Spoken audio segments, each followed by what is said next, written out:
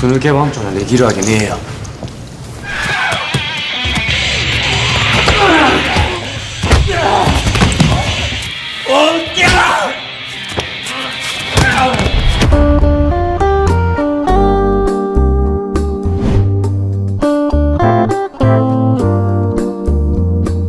Halo teman-teman Story Nema, mental sehat. Seperti biasa buat yang baru gabung di sini, selamat karena kalian hidup.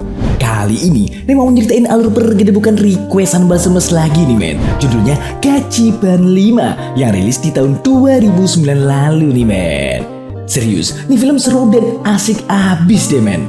Pokoknya buat yang udah subscribe maupun berlangganan, aku padamu. Dan mulai detik ini Nema bakalan nyebutin atu-atu deh para Balsemers Elite yang udah gabung di Story Nema. Ada Pintu WTC aja, Rima Pakpahan, Jaja Utomo, Bekasi Undercover, Yusri Ahmed, Zaking, Duel Happy, Risma Hansa Hikari, Hairul Hadi, Roslan, Arya Gunawan, MD Hanif, Cendana, Allen, Bungtel, Anasi, Nana, Alex Peter, Ziti Botti, Alif Raja Apsa, Jihan Udin, Aan Musolihan, J. Maling Konor, Acak, Rachel Topi Pontoh, XG Qs, Azhar Mohd Azhar, Faren Fans Halten Saren, 33 Muhammad Adin Zainul Mustafa, Albi Gates, MH Gaming, Arka Nes Cala, Dendi Saputra, Sahrul Doni, Fahmi Hakimi, Saya Nopi, Rizal Jailani, Sela Febriani 2003, Febri 03, Rangga Brian Saputra, Harliah 07, Lope Ahmad, Exis, Pangestu Aji, Sateguh Mariono, Brando Lasut, Heri Kurniawan, Sueratno, Zaki Demong, Tubagus Firdaus Official, Pais Hensme, Soul King, Vivo Indonesia, Galang PSD, Farhan Afrizal, Dede Sugila, Nilam Cahaya, Aloysius Valley, Borobudur VW Wisata, Ulun Galuh Official, Katung Jamban, Ma Rem Ayot Lina, Hanif Ganteng, Liza Sirai, Jumke, Sivo Shiva, Zikri 2 Aja, Sukresno Deka, Ono Derasu, M. Wildan Yusufi, Onggo Priyonggo, Nurmanto Hussein, Emmanuel WK, Dik Andrian, M. Yusufa, Bima Prasetyo, Miki Kuza, Tina Chati, Fandi TW, Barkah S. Jojo, Zaki, MF Andrian. Dan buat Balsemers yang requestannya belum diturutin, sing sabar yo men, permen. Oke, langsung aja lah ya. Tarik napas dalam-dalam dan bumper dulu.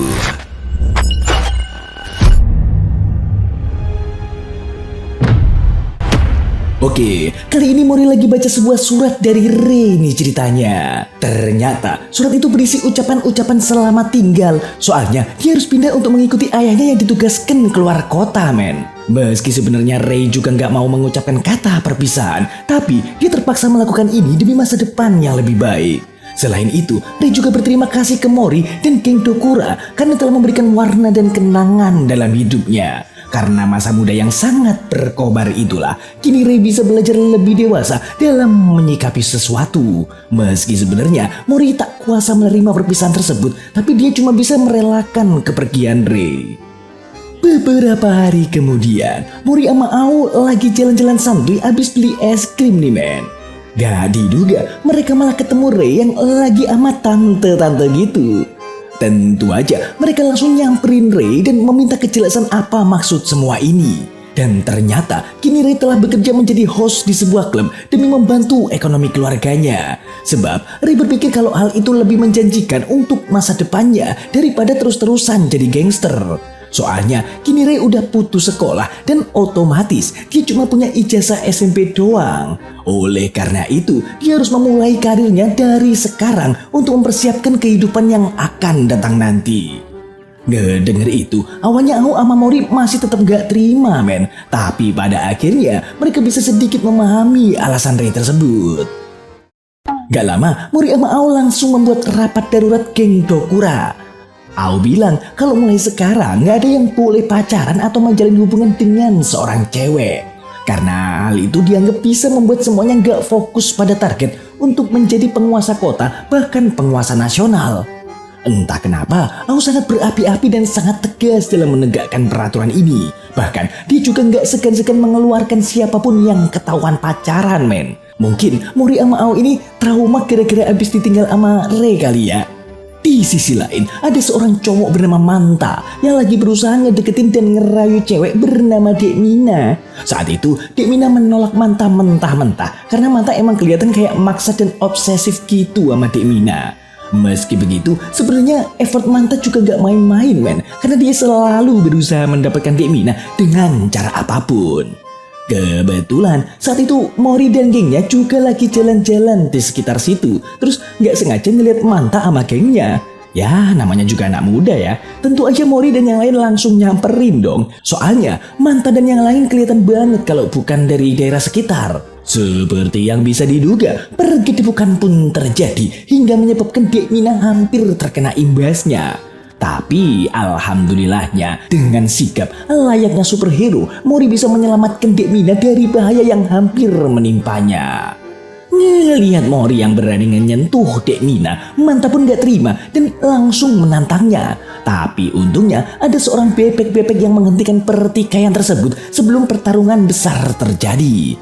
Habis itu Mori dan gengnya pun pergi, tapi Mori gak sengaja menjatuhkan dompetnya yang akhirnya ditemukan oleh Dek Mina. Dari sinilah Dek Mina pun mengetahui identitas Mori. Keesokan harinya, Dek Mina datang ke rumah Mori untuk mengembalikan dompetnya yang terjatuh kemarin. Di sini, Dek Mina bersikap baik banget kepada keluarga Mori, bahkan sampai ngebantu buat nyiapin sarapan loh. Gak lama, Mori keluar tuh dari kamar dan langsung terkejut setelah ngeliat keberadaan Dek Mina yang tiba-tiba aja akrab gitu sama keluarganya. Nah, karena ngeliat kebaikan Dek Mina, Ibu Mori jadi mengira kalau Dek Mina ini adalah pacar si Mori.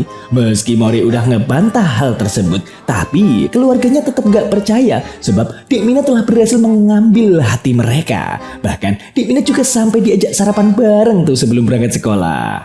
すぐブスって言うんですよ。黙れブス。学校あんだ。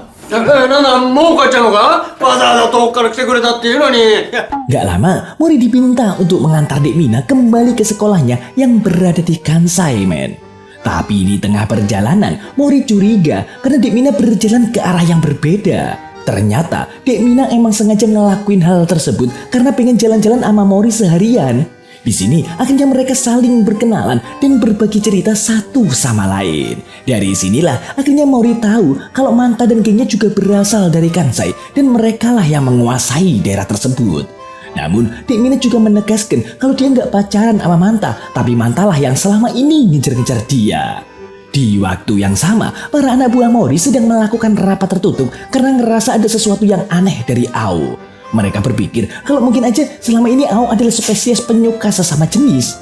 Sebab dari penampilan, cara berpakaian, musik yang didengar, dan sikapnya yang akhir-akhir ini menentang hubungan dengan lawan jenis, semua itu mengarah dan meyakinkan mereka kalau Ao mungkin aja suka sama sesama jenis. Dan yang ngebikin mereka makin yakin, Ao pernah memegang pantat salah satu anggota pada saat abis gelut ngalahin geng lain. Akhir zaman. Di tempat lain, Manta menyuruh anak buahnya untuk mencari keberadaan Dek Mina yang belum pulang dari kemarin. Di sini baru diketahui kalau Manta adalah tipikal orang yang masih percaya dengan ramalan. Kalau di jiwa tuh kayak primbon gitu. Jadi Manta ini pernah datang ke seorang peramal wanita dan wanita itu bilang kalau Manta sama Dek Mina itu ditakdirkan selalu bersama. Bahkan di kehidupan sebelumnya, mereka ini adalah sama-sama keturunan bangsawan yang selalu bersatu sebagai sepasang kekasih, meski udah bereinkarnasi berkali-kali. Oleh sebab itulah, kini Manta jadi tergile-gile sama Dek Mina dan terus berusaha mengejarnya. Oke, balik lagi ke Mori, men. Di sini, Dek Mina menunjukkan perhatiannya ke Mori dengan meminjamkan lap tangannya. Kemudian, Dek Mina ngajak Mori pergi ke suatu tempat karena dia masih belum pengen pulang. Dan ternyata Dek Mina ngajak Mori ke stasiun untuk menemaninya sebelum pulang dan berpisah, men. Karena setelah ngecek jadwal, emang gak ada tuh kereta yang akan lewat dalam 1 jam ke depan. Meski begitu, Dek Mina tetap bakalan pulang, entah itu jalan kaki atau naik transportasi umum lainnya. Di momen yang sendu dan hangat ini, Dek Mina bercerita kalau dia bukanlah dari keluarga kaya raya kayak Mori. Dan parahnya lagi, sampai saat ini dia nggak tahu wajah ayahnya karena ditinggal dari kecil. Jadi sebenarnya tadi Dek Mina tuh mau minta antar Mori mencari ayahnya, sebab dia sempat ngedenger rumor kalau ayahnya tinggal di daerah situ. Namun dia membatalkan niatnya tersebut dan berterima kasih ke Mori karena telah menemaninya jalan-jalan seharian. Setelah itu Mori pun pamit pergi, tapi dia sebenarnya juga masih nggak bisa move on dari Dek Mina dan nggak tega ninggalin sendirian. Disinilah benih-benih cinta di antara mereka pun mulai tumbuh dan mereka. Besoknya di sekolah Mori diberitahu Ao kalau Norisuke telah melanggar aturan karena abis enak-enak sama pacarnya. Tapi Mori masih nggak fokus dan terus menatap lap tangan yang dikasih sama Dek Mina kemarin. Sampai kemudian Mori mencoba untuk nggak mempermasalahkan hal tersebut karena sebenarnya dia juga lagi kesengsem sama Dek Mina. Oh, stomastis, hal itu juga akan melanggar aturan jika semua orang mengetahuinya. Ngelihat perubahan sikap aneh dari Mori, Ao pun seketika marah, men. Di sisi lain, Manta dan gengnya kembali menemui Dek Mina untuk kembali membujuk dan merayunya agar mau pacaran sama dia.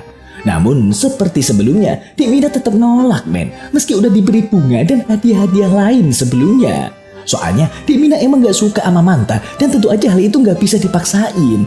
Ya namanya juga perasaan ya kan. Meski begitu, Manta gak bakal menyerah dan akan terus mencoba untuk mendapatkan hati Dek Mina. Malamnya, Mori lagi makan bareng sama keluarganya nih ceritanya. Tapi di sini dia kelihatan bengong kayak lagi kepikiran sesuatu gitu.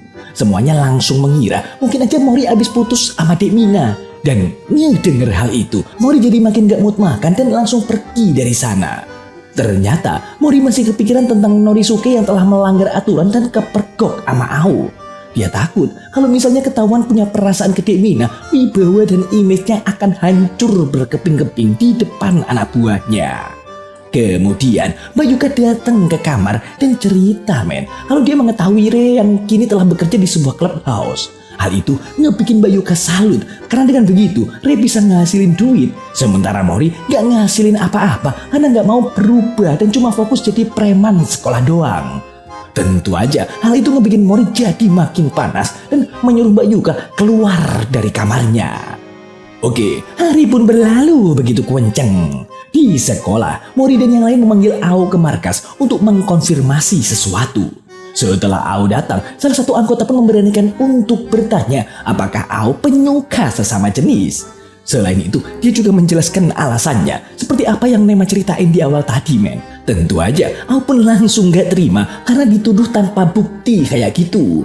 Oleh sebab itulah, Ao langsung menantang Mori duel 1 lawan 1 untuk membuktikan kalau dia laki-laki sejati. Meski awalnya gak mau menerima tantangan tersebut, tapi akhirnya Mori terpaksa melakukannya untuk menghentikan dan meredam amarah Ao.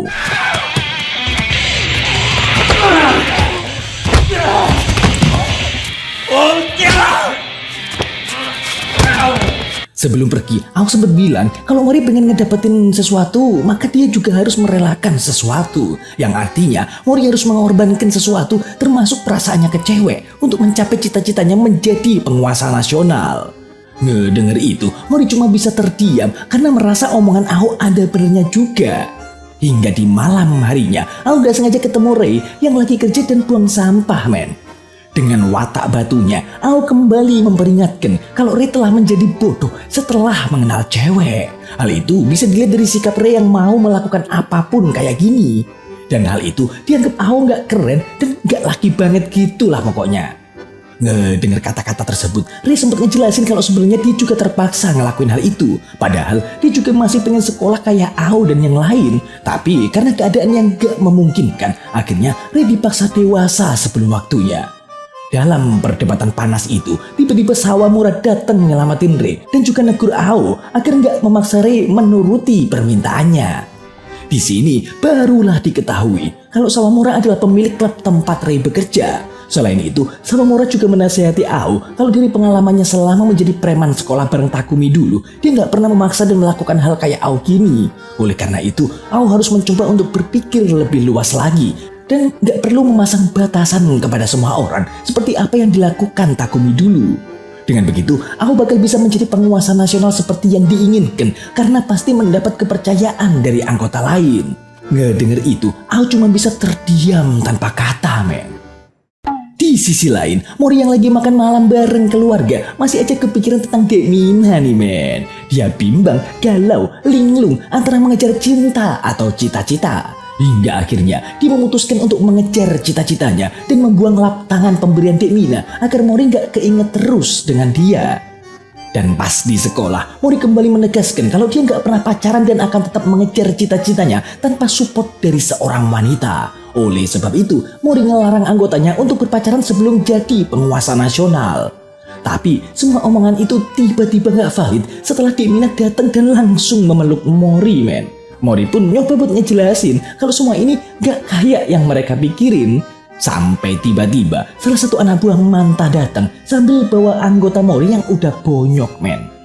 Si anak buah Manta itu bilang kalau Manta menantang Mori agar datang ke Kansai untuk menyelesaikan masalah ini. Sebab Manta tahu kalau akhir-akhir ini Dek Mina selalu ngejar Mori dan hal itu bikin Manta cemburu. Tanpa pikir panjang, Mori pun langsung menerima tantangan tersebut dan langsung OTW ke Kansai.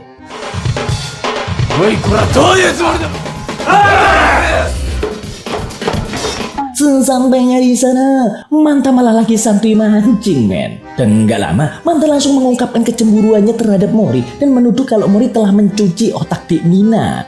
Tentu aja Mori gak terima dong. Tapi pada saat Mori mencoba untuk menyerang, dia bisa dikalahkan Manta dengan mudah yang langsung kabur dari situ. Di sini Mori baru tahu kalau kayak bertarung Kansai emang kayak gitu, nyerang terus kabur, kayak main petak umpet gitu lah ya. Tentu aja Mori pun mengejar sekejar-kejarnya, tapi dia kembali diserang diam-diam oleh Manta yang menyamar sebagai pekerja pabrik men. Disinilah duel kembali terjadi hingga akhirnya Mori terpojok dan hampir dihabisi anak buah Manta. Tapi tiba-tiba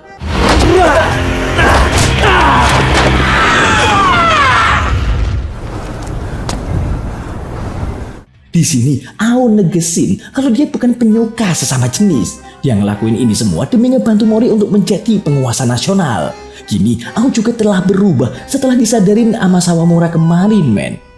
Ngedenger semangat dan visi baru dari Ao, Mori pun jadi semangat dan akan ngelanjutin pertarungan tersebut hingga akhir. Sampai kemudian Mori kembali mengejar Manta yang kabur, tapi lagi-lagi dia diserang secara diam-diam. Hingga akhirnya Mori berhasil mengejar Manta hingga di tempat semula saat Manta mancing tadi. Disinilah duel penentu pun dilaksanakan.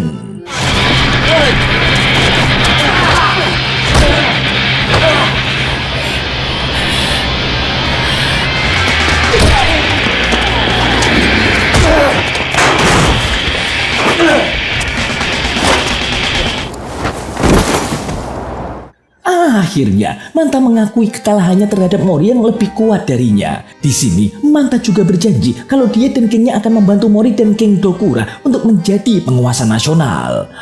Dengar itu mereka pun saling tertawa hahaha dan kini malah jadi kawan meski awalnya mereka adalah lawan. Setelah pertarungan itu, Mori dengan tegas dan gentle memberikan sinyal ke Dek Mina kalau mulai saat ini mereka harus berpisah. Karena Mori harus tetap fokus dan melanjutkan misinya untuk menggapai impiannya. Hingga kemudian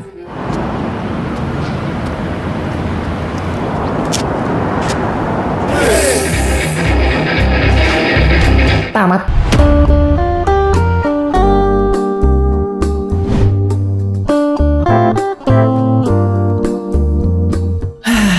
Ending yang memisahkan. Cerita yang cukup seru dan menghibur banget sih. Soalnya menggabungkan unsur persahabatan, cinta, dan action yang bikin penonton gak bosan. Karakternya juga berkembang dengan baik, terutama Mori dan Ao yang mengalami perubahan cara pandang seiring berjalannya cerita. Ada unsur komedi yang bikin cerita gak terlalu serius dan koplak bin ngeselin. Lalu, pesan yang bisa diambil dari film ini adalah don't judge the book by its cover. Kayak pas mereka salah sangka sama Ao yang dikira suka sama jenis. Gak cuman itu, kadang kita juga harus milih antara cinta atau cita-cita. Seperti Mori yang akhirnya memilih fokus ke ambisinya daripada hubungannya sama Dek Mina. Dan yang gak kalah penting, musuh juga bisa jadi temen men. Seperti hanya Mori dan Manta yang awalnya musuh tapi akhirnya justru jadi teman deket. Selain itu, teman sejati akan selalu ada buat kamu. Kayak Ao yang tetap bantuin Mori meski mereka sempat berantem. Pentingnya punya tujuan hidup yang jelas. Semua karakter punya goal masing-masing, entah itu jadi penguasa nasional atau cari kehidupan yang lebih baik. Yang paling penting sih, film ini ngajarin kita kalau hidup itu nggak selalu hitam putih. Kadang kita harus mengambil keputusan sulit dan berkorban demi masa depan yang lebih baik. Tapi selama ada teman yang mendukung, semua rintangan bisa dihadapi bareng-bareng. Sedikit egois sih, tapi tidak ada kata egois jika kita bisa saling mengerti. Asik. Beli donat kebanyakan minyak, pala Nema penat, yang komen kurang banyak. Oke, seperti biasa buat para jomblo, segera temukan jodohmu karena daging yang terbelah rasanya lebih nikmat dari telapak tanganmu. Dan kalau ada yang request film untuk diulas, bisa kalian tulis di komentar ya. Bye.